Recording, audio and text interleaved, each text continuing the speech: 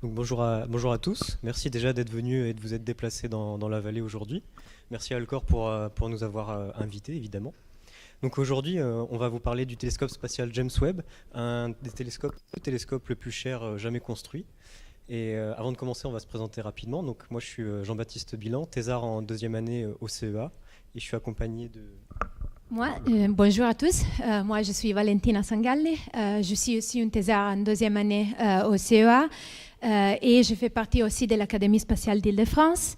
On est, moi et Jean-Baptiste, dans le même groupe, les laboratoires de cosmologie et d'évolution des galaxies. Et nos sujets de thèse s'occupent précisément d'étudier l'évolution des galaxies dans l'univers primordial. Mais on va d'abord vous présenter les télescopes qu'on utilise pour notre travail et après on vous parlera un peu plus en détail des galaxies. Donc commençons par décrire un peu le télescope spatial James Webb. Il a été conçu dans les années 90. La première idée de ce projet a émergé avant même le lancement du télescope Hubble, pour ceux qui connaissent. Le Hubble a été lancé en 91 et 2 ans avant son lancement, l'idée du projet James Webb a émergé à la NASA. Sauf que dans les années 90, il y a eu pas mal de coupes budgétaires à la NASA et de changements de direction.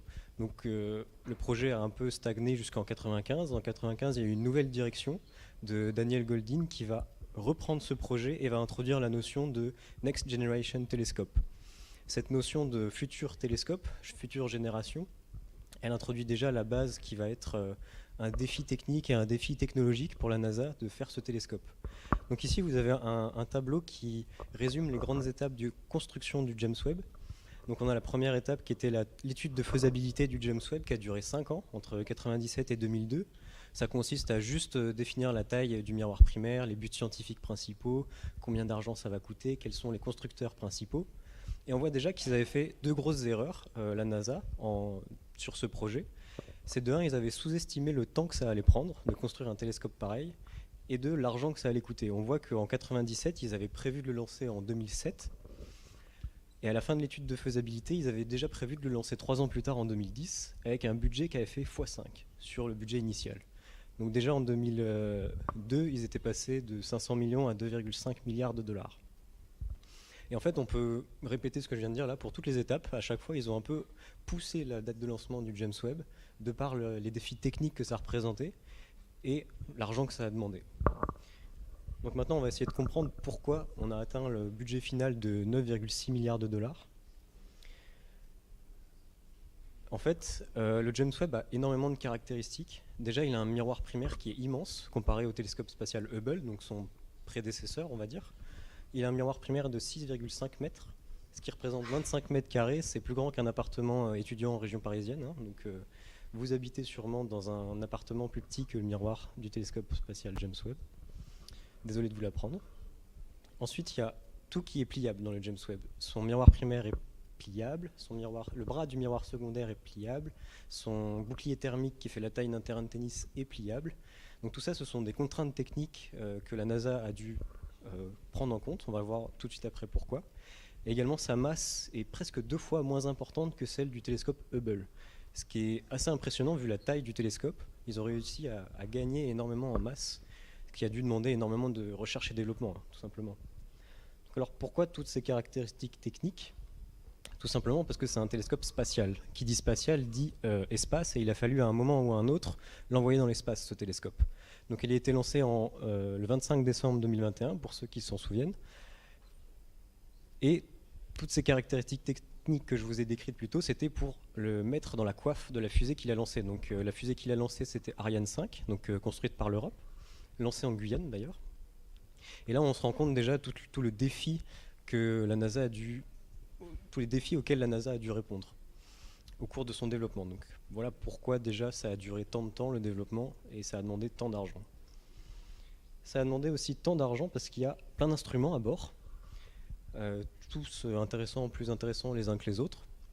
Il y en a 4. Il y a NIRSPEC, NIRIS, NIRCam et MIRI.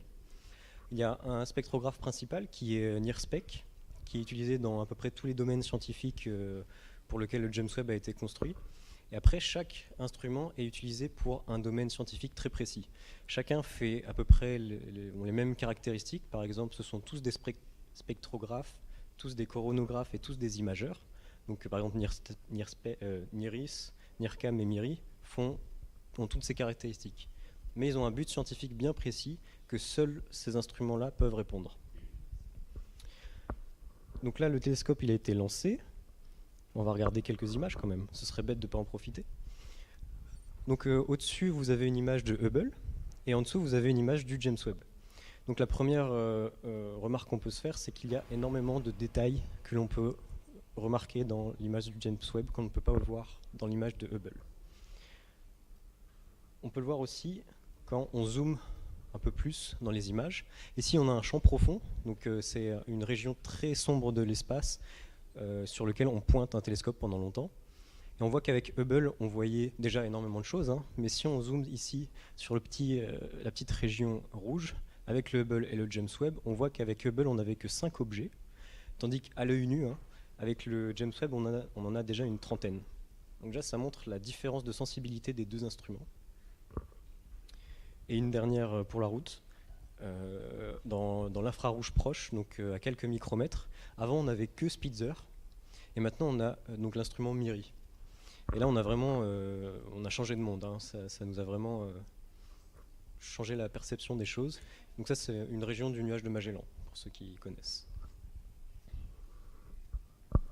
Et alors, on a vu quelles sont les caractéristiques techniques du télescope. Mais pourquoi nous intéresse d'avoir un télescope si fait? Donc, dès son lancement, parce que c'était les télescopes les plus neufs avec les capacités les plus avancées, les scientifiques de un peu tous les domaines de l'astrophysique ont essayé de profiter des capacités de James Webb.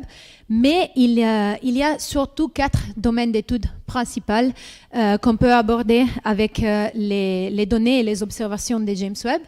Que je vais vous présenter. Donc, les premières, c'est l'étude de la naissance des étoiles. Donc, on a vu aussi aujourd'hui avec la présentation de Barbara qu'on connaît bien qu'est-ce que sont les étoiles. Donc, elles sont des corps célestes qui émettent de la lumière en faisant ce qu'on appelle la fusion nucléaire, donc en brûlant de l'hydrogène et de l'hélium dans leur noyau. Mais ce qu'on sait vraiment pas bien encore, c'est comment est-ce que les étoiles se forment. Donc, quel est le procès, parce qu'on observe des disques, des gaz et des poussières qu'on appelle des disques protostellaires, et on pense que de ces disques se forment les étoiles qui après commencent à faire de la fusion nucléaire, mais on ne comprend pas exactement les procès de transformation du disque à former une étoile. Et on pense aussi que dans ces disques, il peut se former aussi des systèmes planétaires, donc similaires au système solaire qu'on a proche de chez nous. Mais on ne voit vraiment pas ça parce que normalement, l'environnement où on a la formation stellaire, ce sont les nébuleuses, donc des nuages de poussière qui cachent les étoiles jeunes qui naissent à leur intérieur quand on les observe dans les visibles. Mais comme Webb peut observer dans l'infrarouge, il nous permet vraiment de voir à l'intérieur de ces nuages et voir les étoiles jeunes et les disques protostellaires et protoplanétaires. Donc les disques qui se transforment ensuite en des étoiles et des planètes. Et les planètes sont vraiment les deuxièmes domaines d'étude, donc surtout les exoplanètes, donc les planètes qui existent au dehors de notre système solaire. La première a été découverte juste en 1992, mais maintenant on en connaît plus de 7000. On les observe, mais on ne sait pas vraiment comment est-ce que cette planète se forme et surtout quelles sont leurs caractéristiques. Et ça est lié sûrement à la recherche des planètes habitables, donc des planètes qui ont des conditions qui peuvent abriter la vie, comme la Terre. Et avec James Webb et sa autre solution, on a pu découvrir la plupart des exoplanètes qu'on connaît aujourd'hui. Et on peut aussi étudier leurs atmosphères pour comprendre si elles peuvent être similaires à la Terre ou pas. Et donc, les troisième et les quatrième domaines d'études sont ceux qui sont un peu plus proches de nos sujets de thèse. Et donc, je vais d'abord vous parler de l'univers primordial. Donc, avec James Webb, on peut vraiment observer l'univers très, très jeune, juste des millions d'années après sa formation. Et ça c'est fait par effet d'une conséquence de la relativité générale qui s'appelle le redshift, qui est un effet par lequel la lumière qui est émise par les premières étoiles et les galaxies très lointaines qui se sont formées peu après le Big Bang nous arrive décalée vers la partie rouge du spectre électromagnétique. Donc, la lumière a des longueurs d'onde qui sont plus longues et vraiment bouger vers la partie rouge. Et comme James Webb nous permet de voir les rouges et l'infrarouge, il nous permet vraiment de voir les premières étoiles et les premières galaxies qui se sont formées et qui ont vraiment, pour la première fois, illuminé l'obscurité qu'il y avait dans l'univers primordial. Et on peut aussi voir, donc on parle des premières étoiles, premières galaxies et des AGN qui sont des noyaux des galaxies qui abritent des trous noirs supermassifs. Et donc, j'ai déjà introduit les galaxies qui sont vraiment les quatrièmes domaines d'études de James Webb et aussi les domaines d'études qui nous intéressent le plus. Les galaxies sont les structures étendues où est concentrée vraiment la plupart de la matière visible dans l'univers. Et on les connaît bien dans l'univers local. On sait que nous habitons dans la Voie lactée et il y a aussi beaucoup de galaxies proches qu'on peut voir très bien, comme les deux galaxies que vous voyez ici dans l'image. Mais on ne sait pas vraiment caractériser comment les galaxies se forment et on voit des caractéristiques différentes entre les galaxies proches de chez nous et les galaxies qu'on observe dans l'univers primordial. Et donc, maintenant, on va vous expliquer un peu quelles sont ces différences et comment on peut classifier les galaxies. Donc avant de rentrer plus dans les détails, on va d'abord se poser la question qu'est-ce qu'une galaxie, de manière la plus simple possible. Donc ici, vous avez une image d'une galaxie que certains vous connaissent sûrement, c'est M51, qu'on peut très facilement voir avec un télescope amateur. Et ici, nous avons donc une image de Hubble. Et on voit que dans cette image, il y a différentes couleurs. On voit qu'il y a des nuances de bleu, des nuances de orange, de rouge vif à certains endroits. Et en fait, quand on étudie ce genre de galaxie, on se rend compte que chaque couleur trace une composante de la galaxie. Par exemple, si on regarde le bleu, qui est les spirales de la galaxie, ce bleu est composé d'étoiles jaunes. Cette couleur bleue est associée aux étoiles jaunes. Si on regarde le centre de cette galaxie, on se rend compte qu'il y a plus de rouge, plus de orange. Pareil pour le satellite, il est un peu plus orange, il est moins bleu. Et cette couleur trace les étoiles vieilles. Donc on se rend compte que le centre de la galaxie ici est plutôt peuplé d'étoiles vieilles, tandis que la périphérie, les étoiles, les bras spiraux, sont composés d'étoiles jeunes. Si vous avez l'œil, vous pourrez aussi voir des structures rouges vifs le long des bras spiraux, sous forme de petites bulles. Ces petites bulles, ce sont du gaz ionisé, le gaz H-alpha. C'est du gaz très chaud qui est émis dans une longueur d'onde spécifique que l'on voit ici de la couleur rouge vif. Et en fait, il est ionisé de par les sources, des sources ionisantes très puissantes qui sont ces étoiles jeunes, justement, ces étoiles bleues, massives, très jeunes, qui vont ioniser le gaz aux alentours et former ces petites bulles rouges que vous voyez. Une dernière composante que je n'ai pas encore mentionnée, ce sont la poussière qui est observée sous forme d'absorption, ces petits traits fins que vous voyez en marron foncé. Donc ça, c'est de la poussière qui absorbe, ce sont des petits grains microscopiques qui vont absorber la lumière visible et la réémettre à plus haute longueur d'onde. Donc en fait, si on généralise un peu ce qu'on vient de dire là, on peut se demander, mais à quoi ressemble le flux général d'une galaxie en fonction de la longueur d'onde ? Est-ce qu'on va retrouver un peu nos composantes qu'on vient de décrire ici ? En fait, ça ressemble à ça, le flux d'une galaxie en fonction de la longueur d'onde, et on va retrouver exactement les mêmes composantes qu'on vient de décrire, donc nos étoiles, notre poussière et notre gaz. On remarque une chose, c'est que dans la partie des étoiles, à basse longueur d'onde, donc vers la gauche, il y a toute une partie hachurée, et cette partie hachurée, c'était la poussière qu'on voyait dans l'image tout à l'heure, c'était la partie marron qui était absorbée par la poussière. Cette partie marron absorbée, elle est ensuite réémise à très haute longueur d'onde, donc vers 100 micromètres à peu près. Donc ça, c'est un peu une galaxie standard, mais des galaxies, il y en a des milliards et des milliards, et il y a toute une diversité de galaxies. Et notamment avec plus ou moins d'étoiles jeunes, plus ou moins d'étoiles vieilles, et donc il va y avoir plus ou moins d'étoiles bleues et d'étoiles rouges. Parce que jeune, ça veut dire bleu, rouge, ça veut dire plus orange. Il y a également une diversité dans leur morphologie. Donc ça, c'est la fameuse séquence de Hubble que vous voyez ici.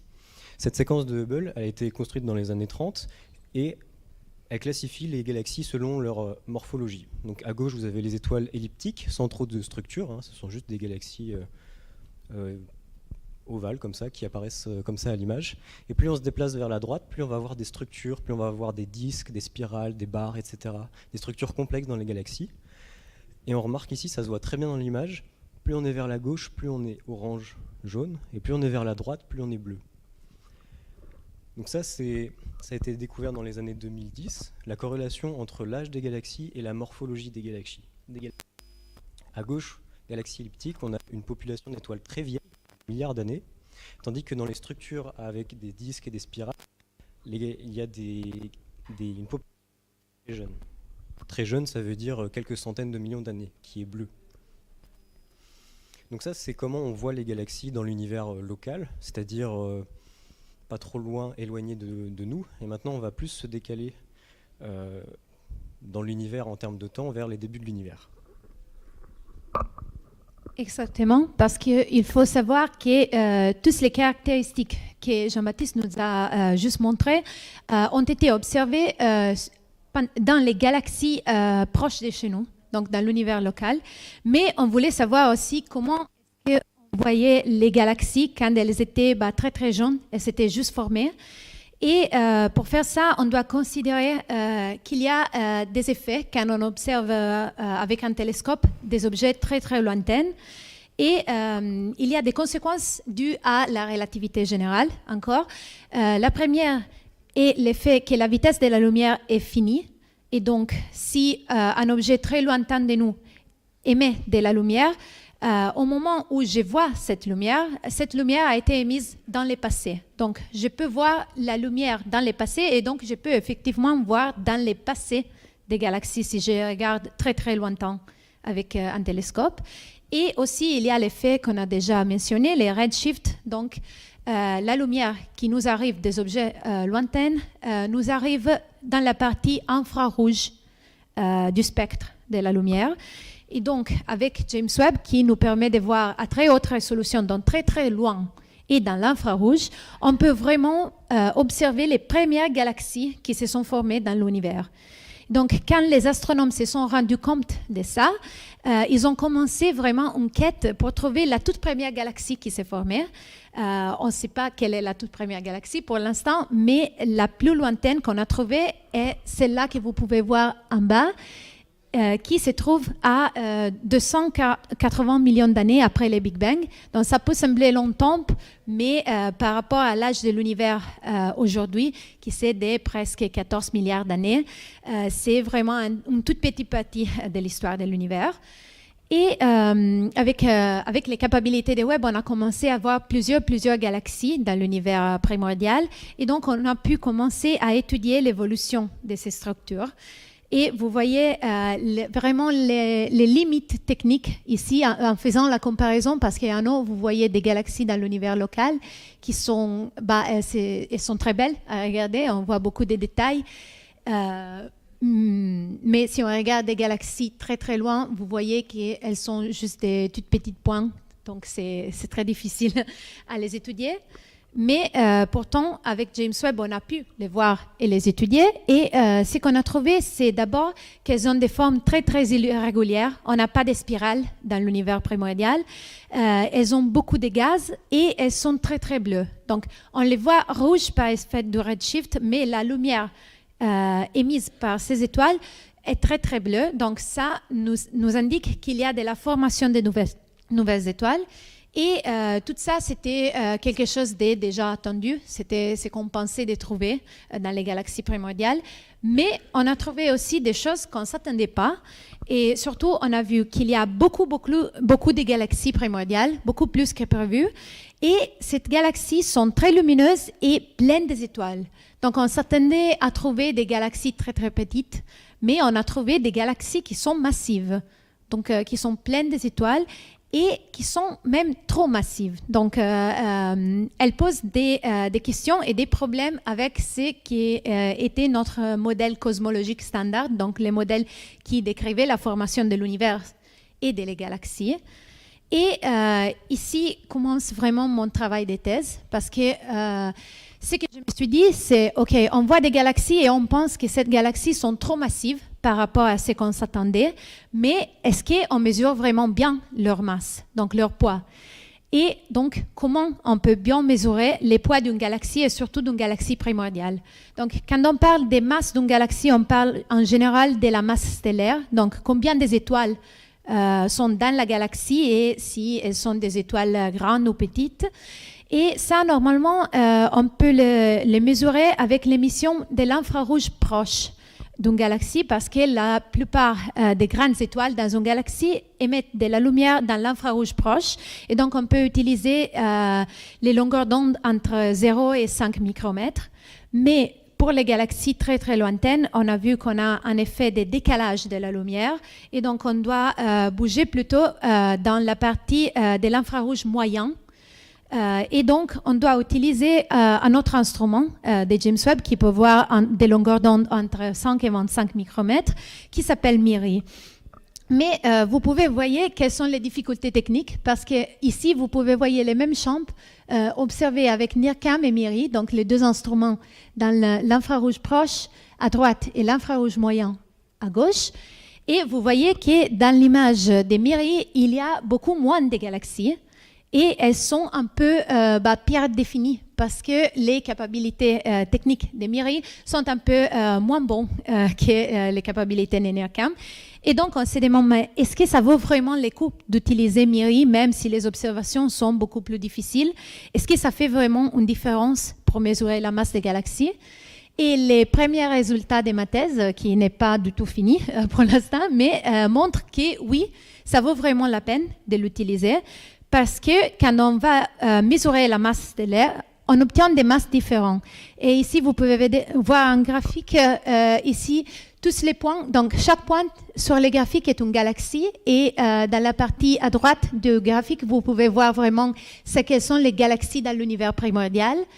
Et vous voyez la petite ligne horizontale noire, c'est les zéros, donc ça signale qu'il n'y a pas de différence entre les masses, mais en fait, mes résultats, qui correspondent plus ou moins à la ligne bleue et la région en bleu, vous montrent qu'il y a une différence entre les masses mesurées en utilisant MIRI ou sans utiliser MIRI. Et ça nous montre même que les masses avec MIRI sont un peu plus basses. Donc les galaxies sont un peu moins massives si on obtient des mesures de masse plus précises. Et donc, ça montre que cette idée des galaxies primordiales qui sont trop massives par rapport au modèle peuvent être résolues, au moins en partie, avec des mesures plus précises de la masse stellaire. Donc ça, c'est juste des résultats préliminaires, bien sûr. Mais ça, c'est ce que ma thèse indique pour l'instant. Et maintenant, Jean-Baptiste va vous présenter sa thèse. Donc avant de conclure, je vais un peu développer ce que moi je fais de mon côté. Donc le James Webb a été lancé en 2021, on l'a vu. Et l'année d'après son lancement, une sorte de nouvelle population de galaxies a été découverte, ce qu'on appelle les Little Red Dots. Donc les petits points rouges, on se demande pourquoi ils ont appelé ça comme ça. C'est littéralement des petits points rouges que l'on voit dans les images du James Webb. Et aujourd'hui, on ne sait toujours pas expliquer ce que sont ces sources. Elles ont énormément de caractéristiques, donc elles ont un flux en fonction de la longueur d'onde qui n'est pas décrit par nos modèles de galaxies standards, on va dire. Elles ont aussi des signatures de trous noirs supermassifs, donc là j'ai mis l'exemple d'un élargissement de Ré H-alpha, donc c'est un peu technique, mais en gros, si vous avez ça au centre d'une galaxie, c'est un signe qu'il y a un trou noir supermassif au centre. Sauf qu'on arrive à bien expliquer chacune de ces caractéristiques mises à part, sauf que quand on met toutes ces caractéristiques en même temps et qu'on essaye de trouver un modèle qui explique toutes ces caractéristiques, personne n'y arrive vraiment. Il y a quelques, on va dire, consensus ou quelques hypothèses principales sur comment expliquer toutes ces caractéristiques de ces Little Red Dots. Il y a tout d'abord, ça peut être une galaxie extrêmement compacte. Quand je dis extrêmement, c'est aussi extrême que la galaxie la plus compacte que l'on connaît aujourd'hui dans l'univers. Ça peut être aussi des AGN, donc des trous noirs supermassifs. Comme on a vu, il y a des signatures de trous noirs supermassifs. Donc pourquoi pas les considérer comme tels. Sauf que, pareil, on est très tôt dans l'histoire de l'univers en observant ces sources, et si on observe déjà des trous noirs supermassifs très tôt dans l'histoire de l'univers, ça pose la question que ce sont peut-être des trous noirs primordiaux. Donc ces deux premiers modèles impliquent un peu de la physique extrême, et la recherche actuellement essaye de construire de nouveaux modèles. Donc ce sont des équipes dans le monde qui travaillent sur ces petites sources et qui essayent de les décrire qui impliquerait de la physique un peu moins extrême. Donc en haut à droite, je vous ai mis un graphique qui montre l'engouement de ce domaine, Little Red Dot. Il faut savoir qu'en 2025, il y a eu plus de 160 papiers avec le mot Little Red Dot. En astrophysique, c'est immense d'avoir un domaine avec tant de publications par an. Et on voit bien que c'est exponentiel ici. Donc il y a énormément de monde qui travaille là-dessus, sauf qu'on ne sait toujours pas ce que c'est, et on ne sait pas non plus ce qu'ils deviennent. Donc ici, je vous ai mis leur détection en fonction du temps dans l'univers. Ici, on est à 0,5 milliard d'années, donc 500 millions d'années après le Big Bang. Ici, on est à 1,5 milliard d'années après le Big Bang, et on voit qu'ils sont plus détectés après 2 milliards d'années après le Big Bang. Donc il y a plusieurs questions qui se posent. Qu'est-ce que sont ces Little Red Dots et qu'est-ce qu'ils deviennent? Moi, je me suis concentré sur cette deuxième question pendant ma première année de thèse. J'ai essayé de trouver des galaxies qui pourraient être candidates pour leur succéder. Donc, c'est-à-dire avoir ici une population de galaxies qui succéderait à celle qui disparaît à 1 milliard d'années après le Big Bang. Donc à quoi ça ressemble typiquement? J'ai cherché des sources 1 milliard d'années après leur disparition. Et ça, c'est une des sources que j'aimerais étudier plus dans le détail. Et on voit que... Combien? Ok. Et on voit que ici, on retrouve dans l'image un petit point rouge au centre, comme ici, avec une extension bleue. Donc ça, c'est un scénario que j'ai construit dans un papier que j'ai soumis. Pourquoi pas les Little Red Dots construiraient une population stellaire, parce qu'on sait que ces galaxies-là n'existent pas dans l'univers local, elles ne sont pas observées, on a vu la séquence de Hubble tout à l'heure. Et bien pour atterrir dans la séquence de Hubble, il faudrait que ces galaxies-là acquièrent un disque, des structures, pour pouvoir être décrits par la séquence de Hubble, qui décrit l'univers local. Donc moi j'ai fait ceci, on n'est pas certain que ça fonctionne à 100%, donc dire que ça deviendra un disque, une réelle structure, c'est encore plus incertain, mais c'est ce sur quoi j'ai travaillé jusqu'alors.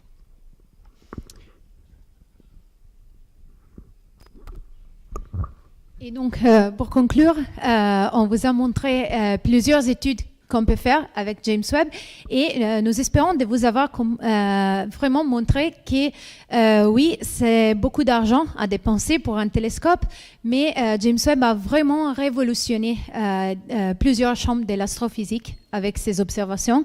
Et donc, au moins pour notre recherche, oui, bien sûr qu'il vaut la peine de dépenser aussi d'argent pour un télescope. Et merci vous pour votre attention et nous sommes ici à l'écoute si vous avez des questions.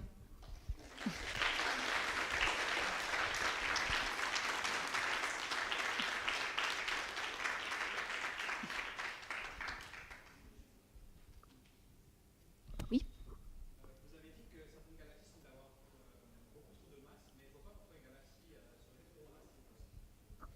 Ok, alors c'est une prévision de la théorie en fait, parce que c'est pas impossible qu'il y a des galaxies très très massives, mais l'effet c'est qu'avec James Webb, on a vu vraiment un excès des galaxies très massives très tôt dans l'histoire de l'univers. Et donc si on compte les temps qui est nécessaire pour assembler autant de masses, c'est trop vite en fait. C'est trop vite pour les prévisions de la théorie pour avoir autant de masses. C'est vraiment une question d'avoir un très très petit temps pour assembler de la masse.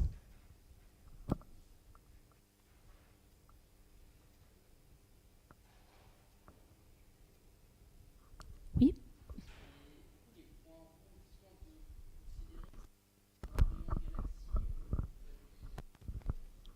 C'est une des hypothèses, oui.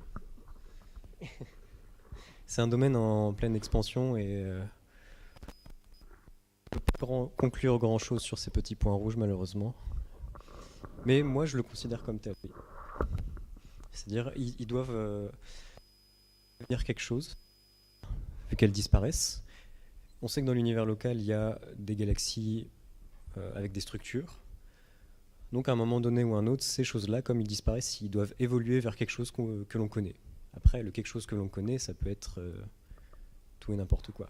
Mais si ces petits points rouges sont des galaxies, ils évolueront sûrement vers des galaxies que l'on connaît. Ouais. Oui.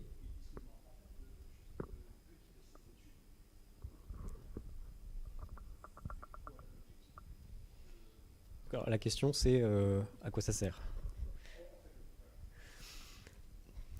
C'est plus une question de la recherche en général que liée à juste ça. Mais c'est assez excitant de voir que ce télescope-là a découvert sa propre population qui n'était pas observée jusqu'alors. Et en fait, cette population peut remettre en cause des choses que l'on connaît déjà. J'ai parlé de trous noirs primordiaux. Ça, c'est un peu en compétition aussi avec les modèles standards que l'on connaît, la formation des trous noirs supermassifs, etc. Et donc, il y a beaucoup d'enjeux aussi sur comprendre ces sources-là, comprendre comment elles se forment, la physique, les processus physiques à l'intérieur, etc. Tu veux rajouter quelque chose? Oui, je dirais juste un mot sur, en général, je dirais à quoi ça sert la recherche en astrophysique. Donc, l'astrophysique, c'est un domaine qui est un peu particulier comme science, parce que comme on ne fait pas des expériences dans un labo, on ne peut pas vraiment voir tous les déroulements d'une expérience, justement. On ne peut pas aller avant et après dans les temps pour voir des différents phénomènes. Et donc, vraiment, la recherche sur les galaxies en général, le but, c'est vraiment de comprendre la formation et l'évolution et donc d'expliquer l'histoire de l'univers. C'est ça, en général, je dirais. Oui.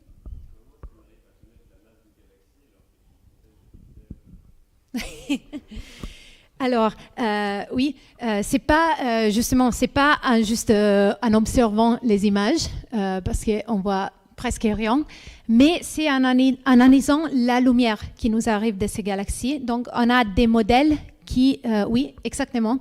Donc, on a des modèles, quand on voit une image d'un petit point qui est une galaxie lointaine, ce qu'on peut voir, c'est la lumière divisée par longueur d'onde, qui c'est exactement ce que tu vois ici, dans ces graphiques.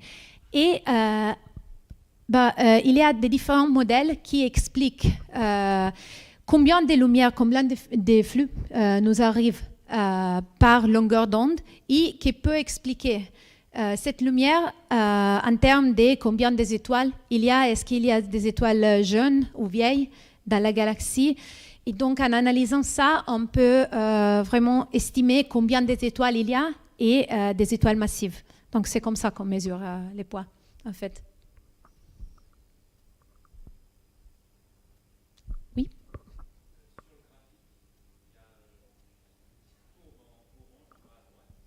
Oui. Non, ici, il n'y a pas de trou noir sur ce graphique. C'est une autre composante qu'il faut prendre en compte lorsqu'on analyse la lumière qui vient d'une galaxie. Mais ici, non, elle n'est pas affichée. Oui.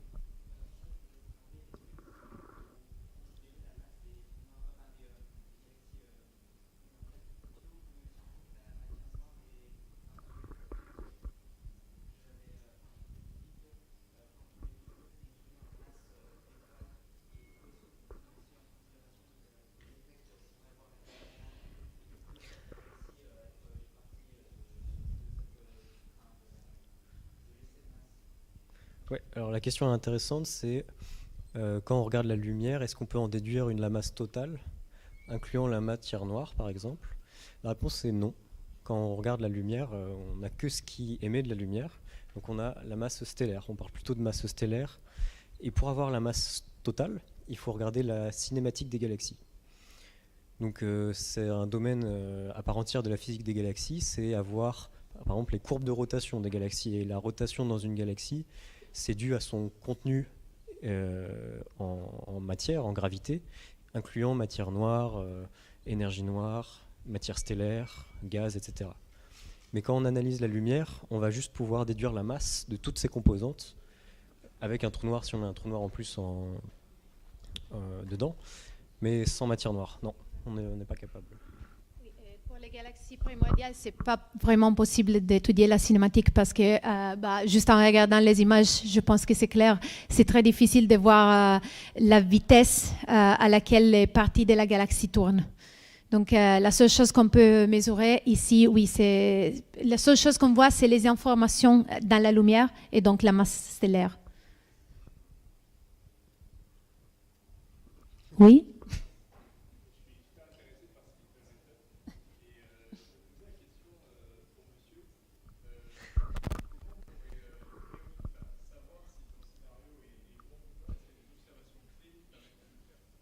Donc là, il me pose une question un peu traître, je dirais. Non, c'est une question très intéressante. C'est en gros, la question c'est est-ce qu'on peut trouver des preuves que ces sources-là, qui ne sont pas considérées comme Little Red Dot, peuvent être liées à ces sources-là, qui sont des Little Red Dot. Je dirais qu'on peut avoir énormément de points communs, énormément d'indices qui pourraient montrer que c'est pas du hasard. Dans le sens où mon premier papier montre qu'il y a pas mal de points communs entre ces deux-là. C'est pas assez, je pense. Il faudrait la cinématique, notamment. En fait, ça, c'est pas très bien connu, les Little Red Dots, et on ne sait même pas combien ils pèsent. On ne sait même pas leur masse. Mais on peut avoir des... Il y a un seul cas où on a eu la masse un peu précise. La masse, quand je parle de masse, c'est la masse totale avec la cinématique. Et une idée, ce serait que je suis en train de travailler dessus, justement, c'est un peu pour ça qu'il a posé la question. Je vais essayer de demander du temps James Webb pour observer ces sources-là, pour calculer la masse dynamique de ces sources et voir si cette masse dynamique peut être comparable à ces Little Red Dots-là. Donc on a un peu déjà des indices que ces deux populations sont liées, mais une preuve en plus, ce serait, ok, la masse du trou noir au centre est la même. Si la masse du trou noir au centre est également la même ou très similaire, on aura quand même pas mal de points communs, encore plus que ce qu'on a déjà, quoi. Donc prouver one-to-one, non, on ne pourra pas, mais avoir une liste de points communs jusqu'à ce que la liste te convaincra, elle pourra, ouais.